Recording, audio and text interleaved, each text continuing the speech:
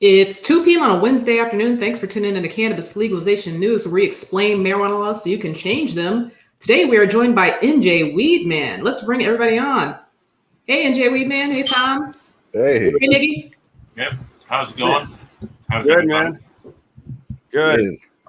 Thanks for joining us. I remember you all the way from like 2010 when I first started getting into activism, and I found Miggy on MySpace.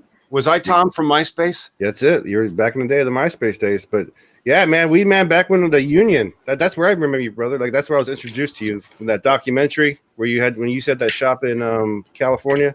Oh yeah. Yep. And then okay, bro. Well, that was kind of a late introduction. If you guys are meeting me in 2010 and in that time frame, I was very active in 1998. Yeah. So, Well, and I found out more like you know Jack. You were friends with Jack Herrera, and I don't went to his Furno and everything. Yeah. Well, we have a mutual friend, Joy Graves. Yes.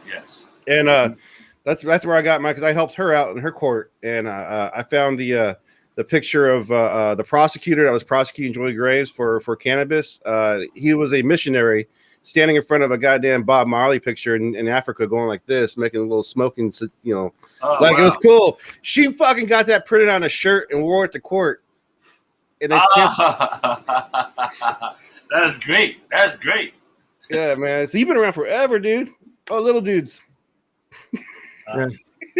Well, Dad starts talking in another room, and then they're like, "Oh man, he must be smoking something really good." That's the thing. If I wasn't like chilling in my own place, knowing nobody's around, that would really be strange. It right now just sounds like I'm talking to myself. Of course, they can also hear you, but if they have the earbuds in, you can't. I think you're muted. I'm here. There you go. You're good. Yeah, I'm surprised your little guys aren't used to you always being in conversation because you've been around for so long. I imagine you're always, especially now in New Jersey legalizing it, you haven't gotten your deserved kudos, I think, for the most part, from the state, from the industry out there. I do from the people, not from the cannabagger types, but from activists, from the everyday people. I mean, I serve 300 people a day.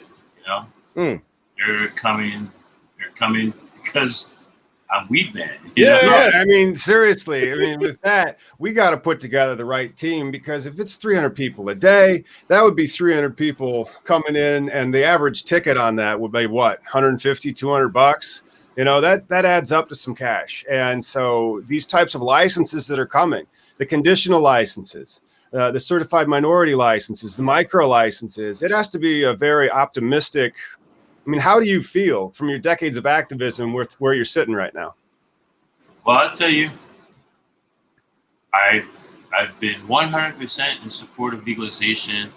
How I really openly became an activist is because I got busted. I got busted with 40 pounds of weed in 1997.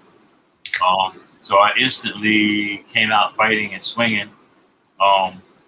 And as I watched legalization come across the country in different places, the thing that got me was all these big corporations were sweeping in, and the people, the little guys who've been providing marijuana to their states and their citizens for years were being left to the side. And I just decided that that's not going to happen here in New Jersey. I'm going to do as much as I can. So about 5 years ago, anybody who's really paying attention to me noticed that I stopped even talking really about legalization because I feel like legalization is here. It's coming. There's no way to stop it.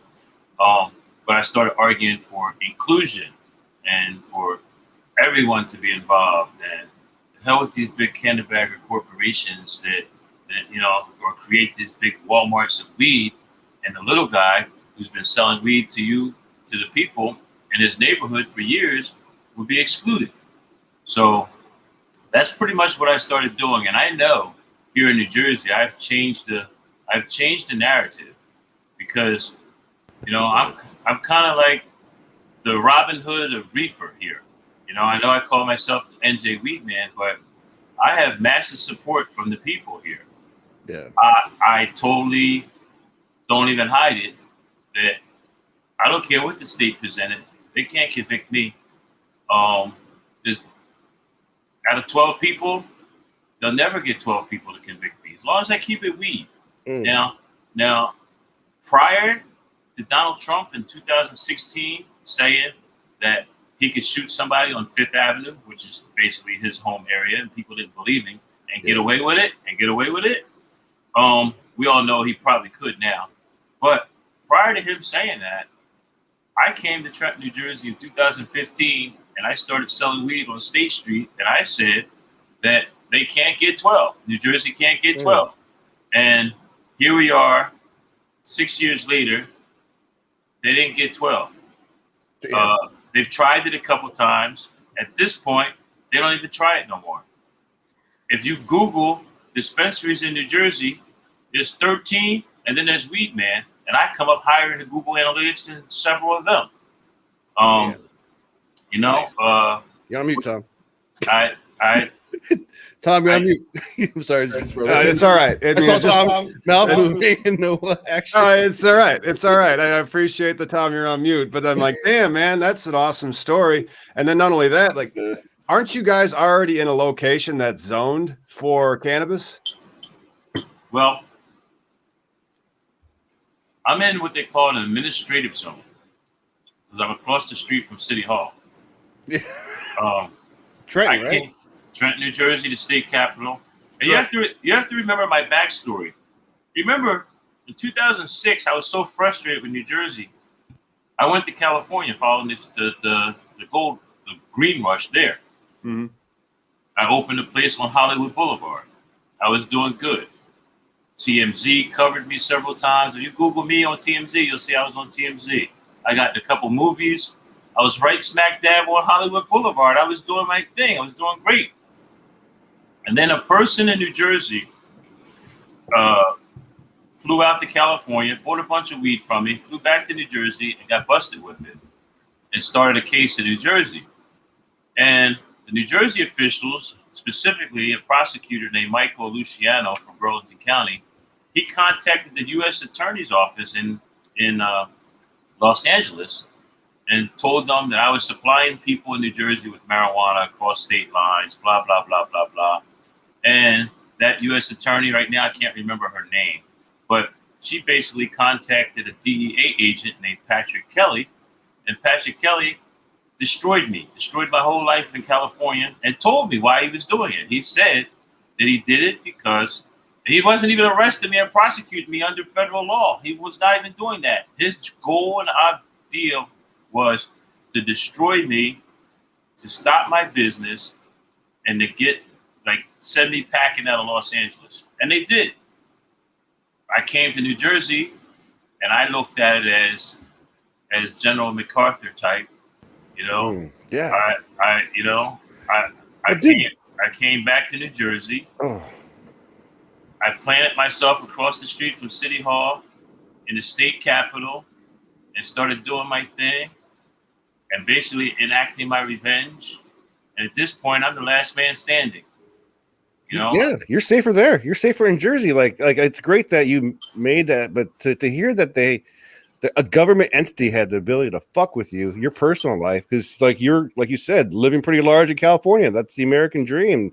Get lots of money, pay your bills, don't get messed with, and live good, right? You're paying, having vacations or whatever, doing your best life. And that's so wrong that they could do that to you over who you were over this goddamn plant, man. Because you've been voiceful. I was thinking at the time when I was in California in 2010 that I had my Hollywood story. I wrote a book. Oh man. I was trying to meet different agents, and I was focused on being this pothead from New Jersey who came to California, and I was trying to do my thing and get, I wanted to get on the big screen. I wanted to be next to Cheech and Chong, Yeah. I wanted to hang out with Snoop Dogg and videos, that's what I was trying to do. And I had some limited success. Yeah. And I was on my way. And then, like I said, a state official in New Jersey reached out to California and destroyed me. So, did you ever get the why? Just because fuck you, that's why? Was that his whole thesis behind it? He just hates cannabis? Well, I wound up catching a court case in New Jersey at home on vacation too. So I think it was more of a, his way. I was making a mockery of the system. I was flying back and forth from New Jersey to California. I had a weed charge in New Jersey, and I was, anybody who followed me was watching what I was doing in California online. I was doing things on video. I was laughing at the state of New Jersey, and I was saying, you can't get 12. I said, get 12. I said, yes. I got caught with a pound of weed in New Jersey, and a pound of weed in New Jersey is like a couple cartons of cigarettes, and it's smarter to buy weed in bulk. And ladies and gentlemen of the jury, your mother, your sister, your brother, your cousin smokes marijuana. If you don't think they should be in prison for smoking marijuana, you shouldn't put guys like me in prison for selling marijuana. Right. After you say not guilty and acquit me, come smoke some weed with me. Right. Like that's my approach to a jury. I'm openly advocating jury nullification. I don't hide it. You've been doing it like since I came online when I met Miggy and back in MySpace days, and you had already been there for 12 years. And that was awesome that you've been doing that. And then I had no idea that you had just set up shop in Trenton, across the street from the state capitol, or City Hall, you said, but still, it's the state capitol. And then you just kind of watched the world burn down. And now, hopefully, they are going to get you a license, but you have to apply. And so, want to hear something? What's that? For the last 2 years, I was saying I wasn't going to apply. F them. Right. Guess what? They're all begging me to apply now. Yeah. Politicians are talking. I've read quotes from different politicians in papers, like in the media, not even just talking on the side. And they're saying that their goal of social justice is to make sure guys like Weedman are legal. Nice.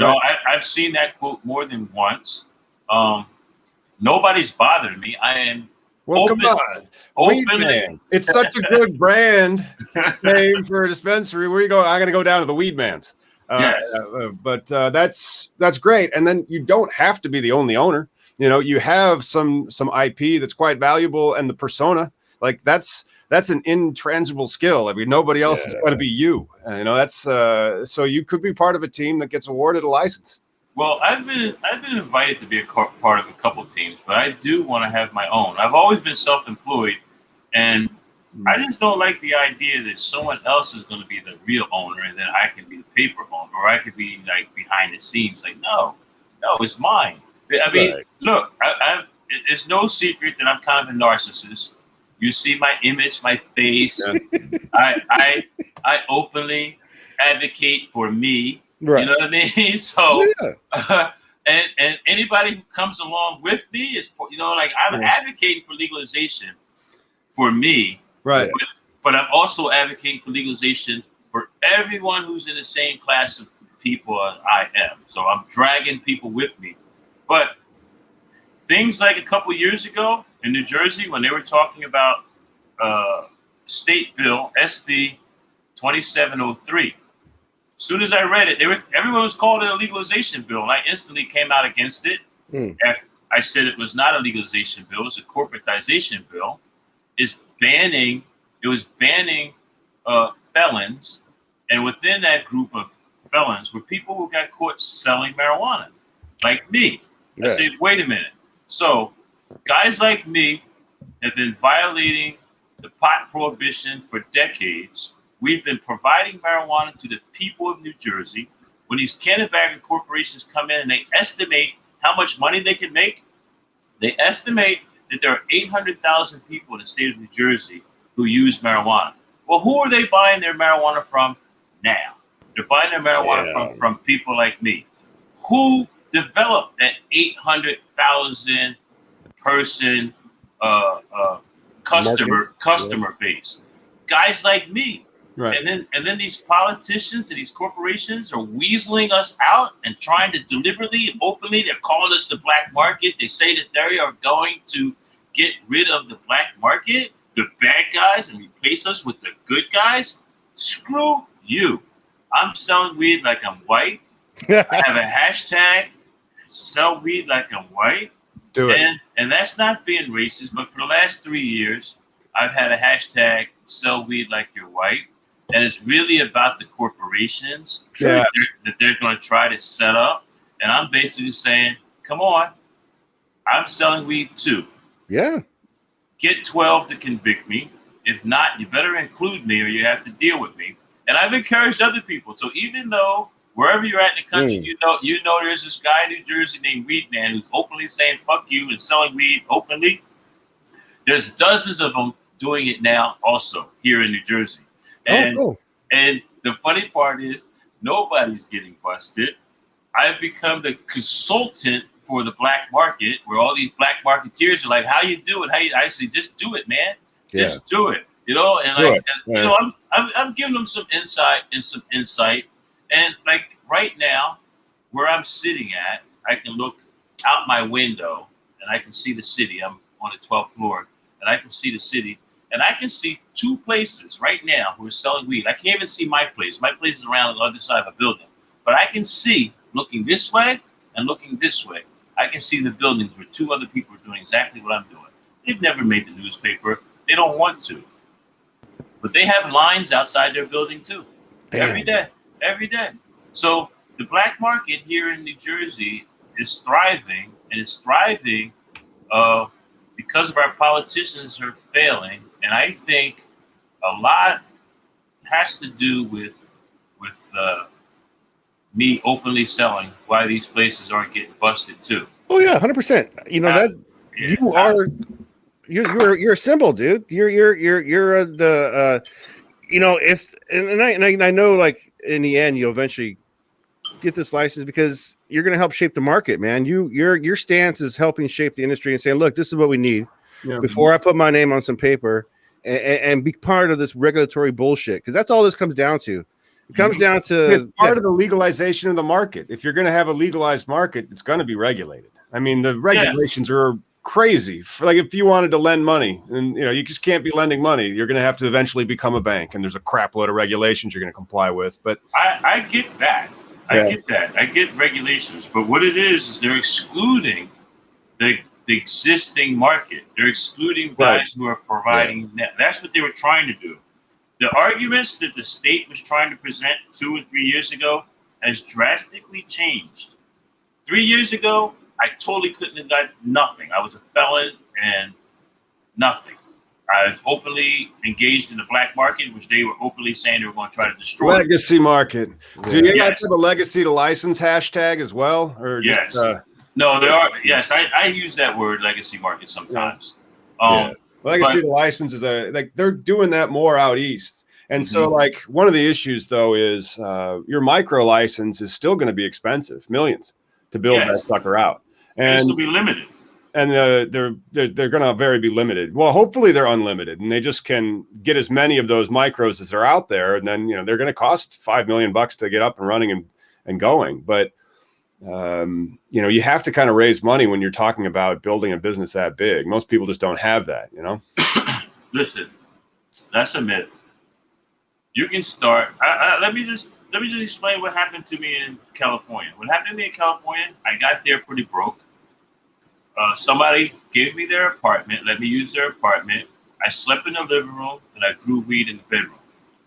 I grew 2 or 3 crops. At some point, 8 months later, I had $20,000. I rented a place on Hollywood Boulevard. I basically spent $10,000 to get this place. I spent $7,500 on weed and $2,500 on furniture. That $7,500 was about 8 pounds. I mean, eight different quarter pounds. And really fast, I went from 0 to 100 patients a day. At the time, it was a medical patient. And was that a licensed thing that you could do? No, but who cares? There was no infrastructure like that, though. Well, that's the thing. Like, the regulators are going to come in, and they're going to want their cut. And so that's why they're always, so. If everybody laid down and took that, that's what happens. But if everybody stands up and does not take that, they write the laws for us. Yeah. Yeah, but they just want you to pay your taxes and like do it in a certain way. You know, that's the thing. Like, you know, if this is going to be something you're going to put in your body, they're going to want you to grow it and treat it like it's food. Okay, but for the last 1,000 years, people have been buying weed, smoking weed, and none of it's been tested. None of it's been regulated. This is a false narrative that the cannabagger types, the big money types want. I could care less about testing. I buy weed all the time. I was in Miami yesterday, and I had plenty of weed. But some kid was selling weed. I asked him to look at it. I looked at it. I twisted up, smoked it, and walked away from it. I could care less about that testing, and 90% of people out there could care less. Sure, these new age people who are now reading about cannabis, it's not marijuana no more, it's cannabis. These cannabis people, yeah. Oh, what's the test of that? What's the THC level? Oh, have you know? But that's the thing, though. When we say the word regulation, we think about all this other bullshit, but the regulation itself should be just the testing. Like, if we're going to have this, like, regulated, grown-up cannabis, because Tom's talking about extra taxes, and I understand where you're coming from, Weedman. You're like, look, you started from nothing with a seed and build your ass up to now you got a restaurant, right? Cafe going on out there, and then you're moving somewhere else. If I brag, I can't brag. If I told the truth about what's going on with me publicly right now, people would think I'm bragging. I have every right to brag. Right. 3 years ago today, just think about it. 3 years ago today, I was sitting in a jail cell like this. In fact, hold it. Let me show you something. All right. Well, he's doing that. Let's hit a 420 everywhere so I can take a quick puff. It's 20 past the hour.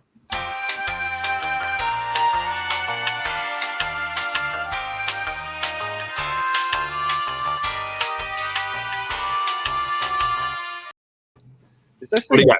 Comparing this 3 years ago today. It has not been washed, by the way. It kind of still smells. But 3 years ago, I was laying in a bunk in jail wearing that. And when I got out, I basically was mad at the world, like F you, and I openly just started selling weed. Now, I'm jet setting back and forth to Miami. I got off a plane this morning in Miami. I'm here in Trenton. Nice.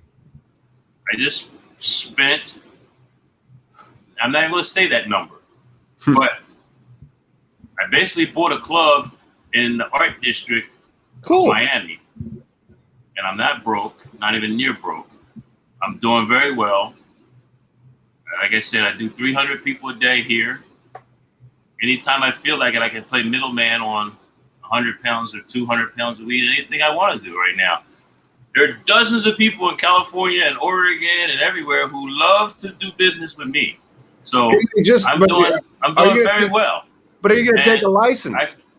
Oh, shoot. I forgot. You couldn't hear us. Yes. Yeah. It's all good. But how are you going to get a license? Are you going to take the licensing route and charge money, collect the taxes, all that stuff?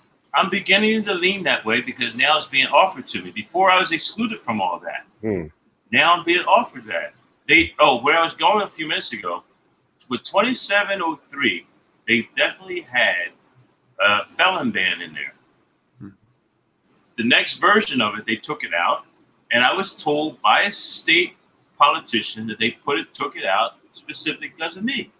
Because everybody said, how could you have legalization in New Jersey that doesn't include New Jersey Weedman? This guy's been a big mouth of legalization for 20 years, and you're saying he's been doing all this, and he can't get in because he has a felon? So that was removed. All this micro license conversation, I'm sure it was going to happen. I'm not saying that I caused it, but I'm sure I pushed the needle.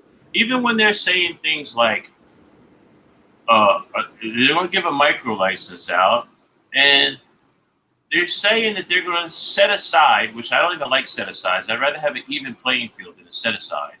But they're going to set aside 10% of the micro licenses, right? For the socially disadvantaged. Now, first of all, that 10% of what number is what I'm always questioning. So, 10%. So, if it's 10, that means it's only one. If it's 1,000, then there's 100. This state has 450 something municipalities in it.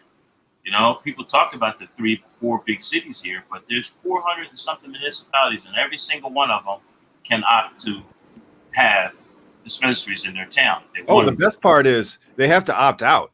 And so like they switched the Mm. defaults on you in New Jersey. New Jersey did the Yes. defaults nice, where it's like, it's coming unless you say no. Nice. That's how you do it, people. Yeah. Right. I think that was neat. And I'm enjoying watching all these towns that initially said no, right?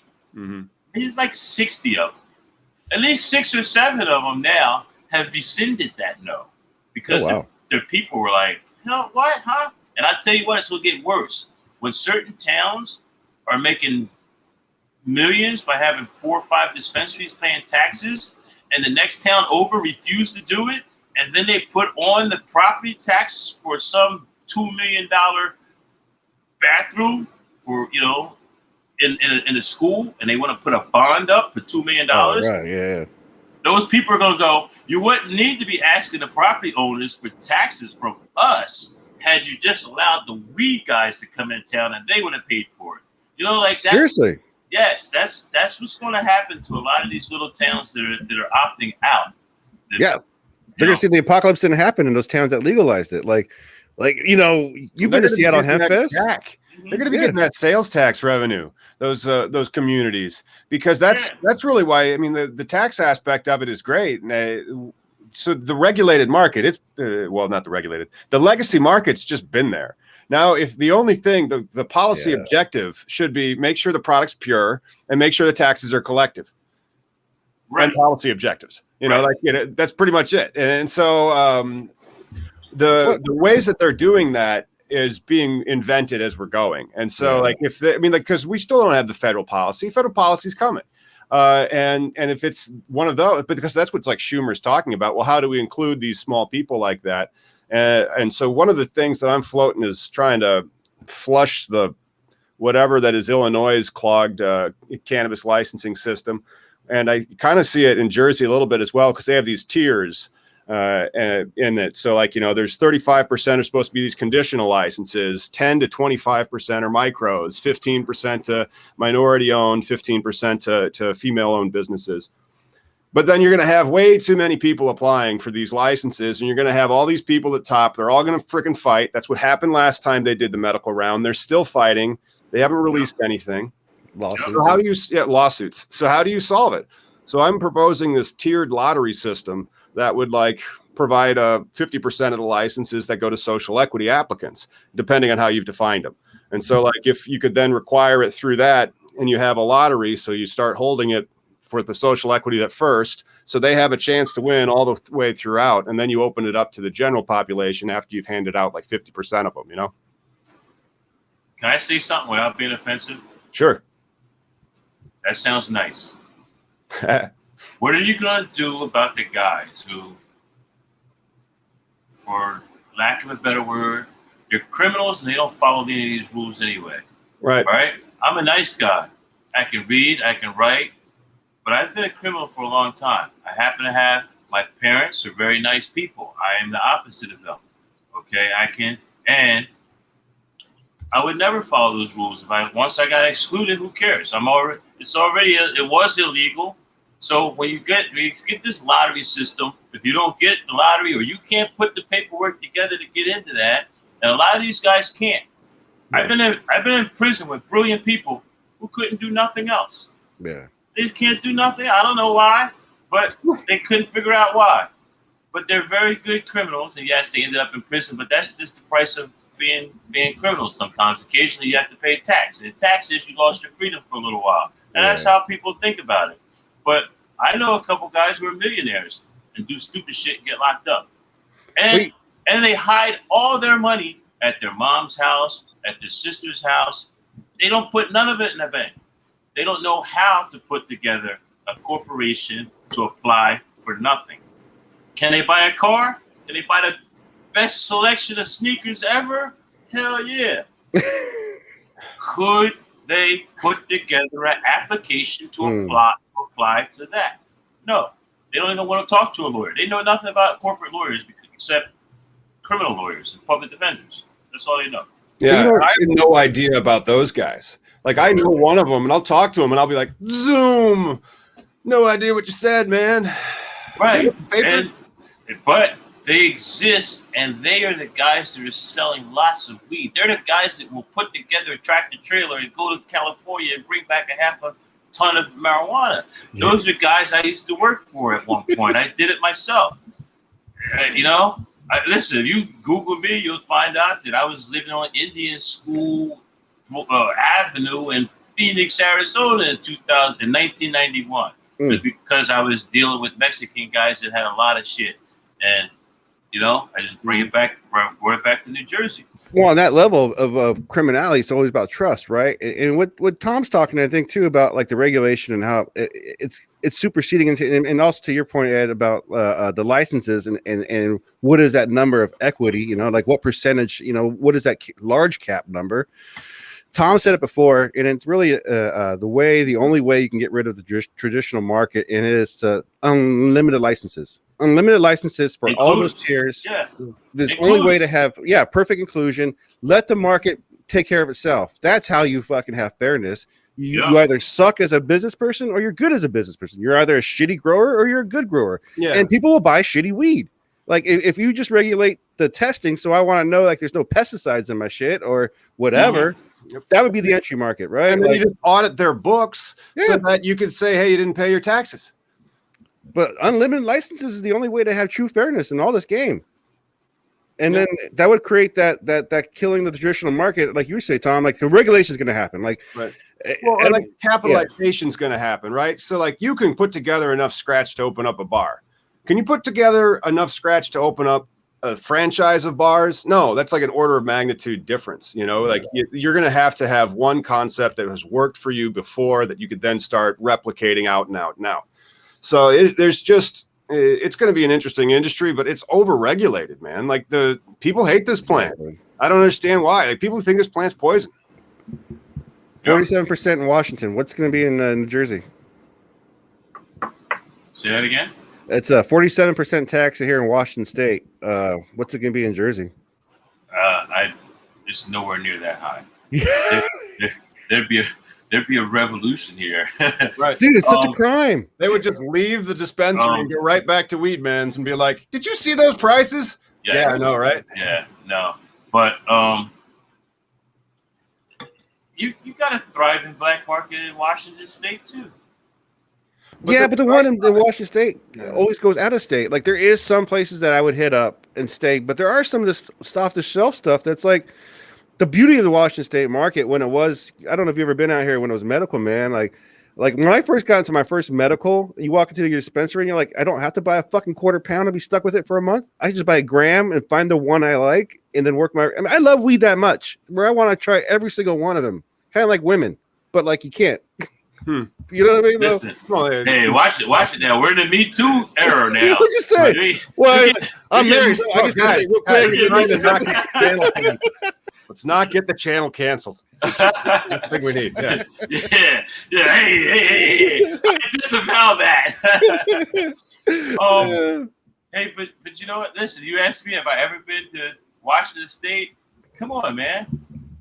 Okay, I mean, I know, because like you were part of the and the reason why I brought up Joint Graves earlier because you were actually with Jack Herrera during the what's the church in on the east side of Washington that Joy belongs to because you're one of the founding members, right? Yes, you were part of her early. Yes, oh my goodness, you just made me have a brain cramp. Sorry, man. I mean, you've done a lot, dude. So you've been in so many. It's something Cannabis Ministries. I'm having a brain cramp. Is it Osaka? United Cannabis Ministries. Okay. The UCM. Yes. In 2006, I got invited to this camp out in the woods. And listen, from my perspective, all right, I'm a piehead. This is kind of funny to me. I go out in the woods in the Laytonville area of California, the edge of Humboldt County, and I'm up in the hills. All these white guys. Some of them had beards, long hair, like, oh man, I had that movie. You remember that movie when we were kids, the movie where they were hunting people? Oh, yeah. Deliverance. Deliverance. I remember. Deliverance. Like, oh my God, I'm up here in the hills with these Deliverance guys. But you know what? Yeah. From my perspective, I remember having that nervous thought. But then all them people they turned out to be great people. I liked them all. I've had off and on little different relationships with this one or that one over the years. I feel bad what happened to Eddie Lepp. Unbelievable what happened to Les Crane, Dan Quaintus. You know, he Damn, lost. dude. Yeah, you know, I met all of them. It was like it was a I meeting. didn't know Dan was part of that shit too. Oh yeah. Dan was there. Chris from Hawaii. Christy, yeah. Yes, Chris Christie was there. I can't remember all the names right now. But I looked at the picture and the young ladies who were there. What's the goddess? Oh my God. The Ganja goddess. Yes, the Ganja goddess was there. Oh man, what a lot of old heads though. You've been around for so long, dude. Like early conversation, pre-high times when it was probably like in paper still, like it looked like a newspaper. I don't, you know what I mean? Yeah. Like, No, you know what? As a kid, I was a High Times reader. I read High Times all through the 80s. I remember in the Army, I got in trouble for having a High Times magazine on base. Yes, it didn't turn into nothing crazy. Just, you know, it was I don't know if you've been in the military. They kept it a company grade issue. They made me go pee in the cup, all that. Luckily, I was clean, so I didn't have, it was nothing. It was just like, you know, this is banned material, get it out of here. How long were you in the Army? I was in the Army just short of 4 years. I was in the Navy for 10. So Yeah, hey, congratulations on your service. Yeah. To be honest with you, my 4 years probably would have been 20 years if things had gone my way. I don't know. I got into a pissing contest with a lieutenant colonel. Oh shit. And I don't know. Doesn't work out when you're like an E1, dude. Well, when I left, I was an E1. I was an E4 when the argument started. Oh shit. Yeah. I got an honorable discharge, but I got banned for re-enlistment. So at that time, they wouldn't call it QR or something. So hey, it's time to go. That's a good win. I left. You know, you still get those VA benefits. Oh yeah, shoot. You see me online. Hey, I'm at the VA. I love the VA. I was never part of that crowd that screamed and cried about the VA. Oh man. But so like the VA is basically like Canada healthcare, right? So like veterans can go to the VA and access healthcare services. Yeah. Do you have any idea how fucking expensive healthcare is? Oh, I do. But you know what? Again, I did those couple years in the military, and that gives me access to the VA. I was just online today talking to this guy who talks and mentors kids, and I constantly say, dude, recommend they go in the Army before they catch charges. Recommend they get charges. And he said that he does, but so many of them have this whole idea that going in the military is going to make you a machine, man, and turn you into a robot. Yeah, you're going to brainwash you, and you're going to this, that, and the other. And I'm like, no, dude. It'll straighten you up. It'll make you see the world a little bit. It'll get some of the bullshit out of you in a structured area where it can help you. There'll be older dudes that help you. Seriously, you know, like honestly, it does. I tell those type of kids all the time, and a couple of them have. Over the years, I've met a couple kids that I talked them into going into the military. And like I said, I was telling this guy just this morning, I was riding on the train. That's what we were having a discussion about. That's so wild though. Like the Weedman saying the military, right? Like, no, we should edit this later when we have like Memorial Day or something. Be like celebrating activist veterans. You know, happy Memorial Day. Yeah. Hey, I'll do a commercial right now. Honestly, the Navy got my shit together. It gave me the skills where I'm at, and it's kind of funny, right? Like before I even joined the military, I had long hair, I smoked a lot of weed, and I wanted to be a beatnik poet. But you know what? Girls don't like guys who have no money. And, you know, that's rule. I mean, whatever. I mean, girls, guys, whatever your preference is out there, people want somebody that's going to contribute to a relationship, right? I'm older now. I've learned a lot of shit. I was super dumb and young. Now I'm just old and dumb, kind of old and dumb. Yeah, you're making progress. Right, and the military is definitely the one that shaped my shit together. I went in because I needed a job. I needed skills. Getting high on the beach and doing construction was not it. That was not a skill set.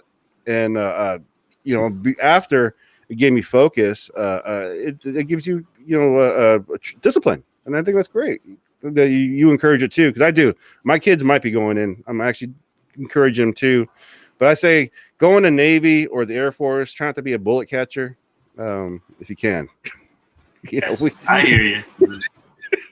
That's awesome, man. That's awesome. But there's plenty of skills. There's plenty of skills the military does offer. Socially, I may not have been as happy as with some of the things our government has done with our military. Sending them certain places and things like that. But generally, I think the whole military experience, the guy learning that discipline and all that is good. And a lot of people don't realize how big the military is and how, like, there are 100 bases around the country, around the world, and 100. Yes, everybody doesn't end up in Baghdad. Yeah. In fact, a relatively small number ended up in Baghdad. And then let's talk about the ability to, because when I joined, I didn't drink before I joined.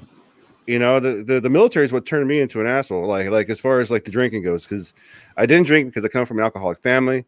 I joined the military. Take up drinking because it's the only thing to do. Or I see the cats doing coke and shit on the weekend. Aren't you like literally prescribed? And by that I mean like excluded from the military if you're an open and notorious weed smoker? Exactly. Like yes.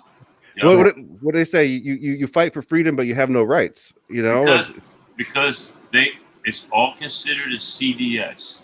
So if you got busted for a CDS charge, you cannot join any branch of the military. It'd take an act of Congress or a congressman to do it, to get in with a drug charge. You can get in with other charges, but a drug charge is like you committed murder. You might get in with a murder charge. Yeah. I don't know, but well, that was an exaggeration. But other charges, if you bounced a check, if you are a check writer, a fraud guy, or whatever, you can get a waiver. They can fix that. You've been rehabilitated. But a druggie is what they call you if you have a CDS, and they will not let you in. Yeah, that depends on like also. That's why I never served. Well, it's one of the reasons why. Yeah. But it also depends on when they're hurting, right? Like because I came in on a waiver for a marijuana arrest, and actually went in on a waiver, got busted again within the 6 months, and then I went to go talk to the recruiter, and I was like, "Man, I got arrested again." He's like, "Look, we already got you one waiver, and that's already one act of God. Just don't tell anybody on Truth Day." It's like, all right, and it worked out. I like how it starts with a lie. And by the end, you're doing push-ups, but then you learn authority, control, and how to function as a team. The military. It's for you unless you like weed. Pretty much. Yeah. Ed, thank you so much for joining us today. Where can we go to find and follow what you guys got going on? Well, I alluded to it earlier. What I actually have going on now is I've opened a weed lounge in Miami. I think Miami's the next hot spot for weed. I mean, 10, 12 years ago, I hauled ass and went to California and went to Los Angeles because I just knew that this was a hot spot and legalization was coming and all that. And Miami, Florida, same way. Nice. The Wynwood section of Miami is an art district.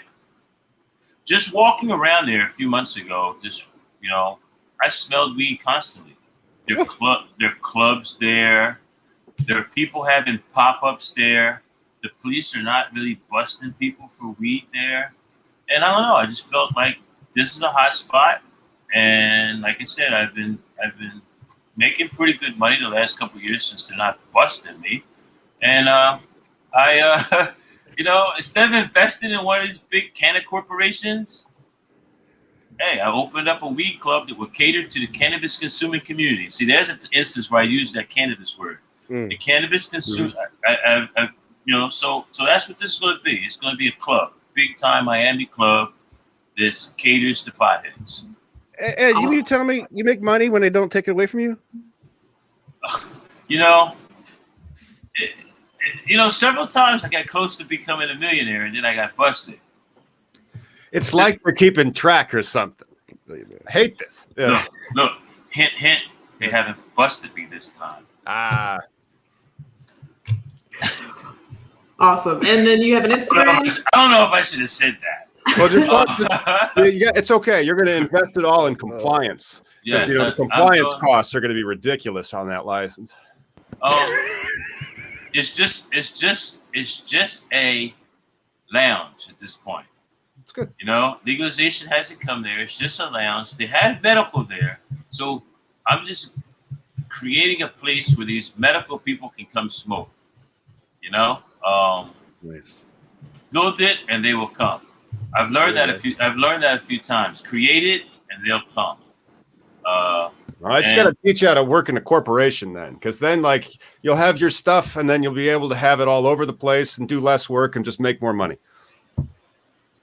Hey, this America, man. That's the name. It's the name of the game, man. Yes, we gotta make money, man. I get agitated sometimes when these activist types that I consider myself an activist. I've always was an activist, right? Yeah. But I also come from a family of both entrepreneurs. Both my parents have owned self-business and things like that. I can't name the last time I had a job. I think I was on parole 12 years ago. Like, I always worked for myself. And it seems like some people think that an activist has to be broke. Most of us are. And I've been there. I don't know what just happened. I lost everybody. Oh, there it goes. Just pop back up. You're good. All right. Oh, the man's found you. The man's found you. But becoming a cannabis capitalist is not a bad thing. I don't think. I think, especially working your way up from the ground and through the system. I'm offended, and I constantly talk crap about these corporations that come and seem to like just skip in front of everybody. The politicians write the laws for them. And like what? Like people have been screaming for legalization in New Jersey for 20 years, openly, right? Yeah. And then these corporations in the last 5 years really ramped it up, showed up, paid our politicians to get certain bills and things written for them to come in and set up what they call the cannabis industry. Like like Christopher Columbus showed up and said, you know, it's the same thing. It's the Columbusization of marijuana too. Yeah. You know, it's like, whoa. Like all these people been here selling weed, smoking weed. Every single urban community I've ever been in has never had a shortage of weed. You know, it may not be the best, but there's always weed in every single urban community. Yeah. And I've been all over the country, and I grew up in the suburbs. My suburban town would run out of weed, but I knew I could just go to Camden or go to here and go to there. Yeah, you got to license more growers. That's what we need. You should have unlimited grow licenses, and people can learn that thing at real though. That would be, you know, what it is. If they had unlimited grow licenses, there would be certain people who would grow a lot. Yeah. Most people would tinker with it in their backyard a couple times and give it up. They tried. That's right. I mean, it's like growing tomatoes again this year. Last year we had so many fucking tomatoes. You know. Yeah, exactly. But 100%. I don't know. I personally think that here in New Jersey, there's going to be a lot of people who are going to stand up and not back down to the whole corporate model that they're presenting. I really think that the black market here in New Jersey is going to excel like other black markets have not. I think there's going to be, and I will give credit to Phil Murphy for that, because I think Phil Murphy really does want to bring some social justice to legalization here in New Jersey. At first, I thought he was blowing smoke, but I'm starting to really believe that he is trying, and I think his eyes are open to some of the things that are happening. The CRC board, I don't know if you know the particulars of how they're doing it in New Jersey. They're creating this cannabis regulatory board that would be rating all these rules and regulations that I used to say, You know? No, I'm like, right? when can we expect the rules and regulations? I would like to get the paperwork in order. Yes, Yeah. yes. Well, these rules and regulations are probably going. They said July. It's not going to happen. No. I was penciling August 22nd at the earliest. No. And then here's the other thing: is there an what- election in New Jersey this year? There's a limited elections. Yes. Mm. It's not. The state though, is the governor Yes. going for? You think anything's going to get done in Trenton?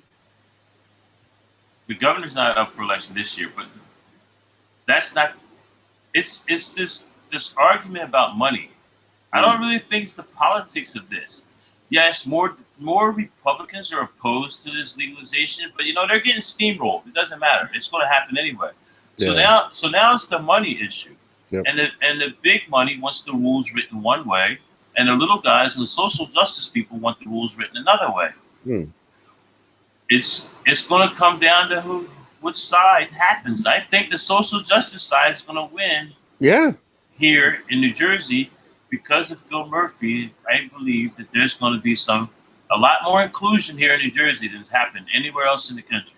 That's what I'm hoping for it. Well, that's one of the reasons why you need to have that stacked lottery like that, because man, they file lawsuits like you will not believe. Those corporation types, they have what they call the money. Yes, and they don't mind paying lawyers to use it.